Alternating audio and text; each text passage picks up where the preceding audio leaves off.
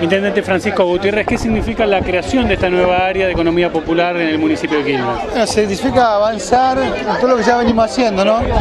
Con las empresas recuperadas, con las cooperativas de trabajo, con el Plan Argentina Trabaja, para llevar ante un programa que logremos avanzar en lo que son nuestros objetivos, ¿no? Como dije recién, el 100% de agua, el 100% de cloaca, el 100% de calle mejorada, 100% que las viviendas mejoradas, que todos los vecinos tengan un baño. Y bueno, poner en marcha con todas las organizaciones sociales, todos los movimientos que tienen cooperativas y que están organizados y que tienen una experiencia, un proyecto y un programa que nos ayude a llegar integralmente a todos los barrios más humildes de nuestro municipio.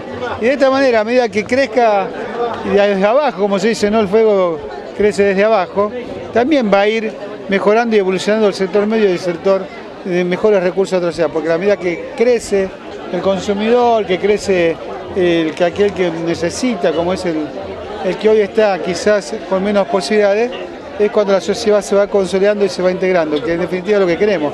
Un proyecto nacional es un proyecto donde están integrados todos los sectores sociales y hoy apostamos a desarrollar aquello que todavía por distintas razones no han logrado la mayor inserción. ¿Cuán importante es sentarse a la mesa con tantos movimientos sociales? Bueno, importantísimo porque son movimientos muy dinámicos, con mucha experiencia, con representatividad en distintos barrios y que es bueno articular con el gobierno, ¿no? No podemos tener un grupo de ciudadanos organizados en distintas actividades, en las escuelas, en los clubes, en los colegios, en los barrios haciendo vereda o haciendo zanjeo, fuera de lo que es digamos, el objetivo de cualquier gobierno municipal, que es llevarle mejoras a cada uno de los barrios, darles derechos, que tengan acceso a esos derechos. Bueno, entonces es ampliar digamos, el radio de trabajo y de acción del municipio coordinado con las organizaciones de la comunidad, ¿no? Como diría Perón, organizaciones libres del pueblo. Según una nueva impronta en cuanto a lo que hace el proceso del gobierno nacional, usted mencionaba que la presidenta decía que a partir de ahora las viviendas ya no las construyen las grandes empresas, sino los movimientos sociales. Claro, digo, eso se va a dar, un proceso donde va a haber más participación de estas organizaciones, de las cooperativas de trabajo,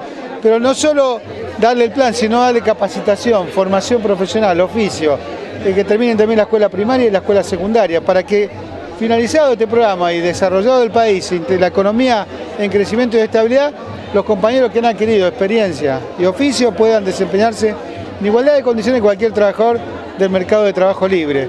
De esta manera, lo que estamos haciendo es generar igualdad de condiciones, y cuando hay igualdad de condiciones y de oportunidades también el empleo tiene mayor dignidad. Patricia Ibarne, bueno, ¿cómo te tomas justamente este nuevo desafío?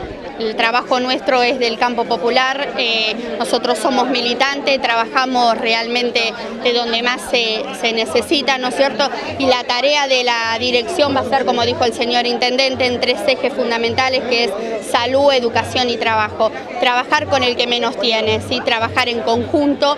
Yo creo que muchas de las necesidades que hay, todavía hay familias que tienen 7, 8, 9 hijos y no pueden acceder a la asignación universal. Ahí tiene que estar un compañero de la Dirección General de la Economía Popular. ¿Por qué? Porque no pueden tener los documentos. Entonces, a ver cómo se puede hacer para que esa familia pueda tramitar su documento y pueda tener también la asignación universal. Eso es una de las cosas que vamos a hacer dentro de la dirección, es trabajar en beneficio de la gente.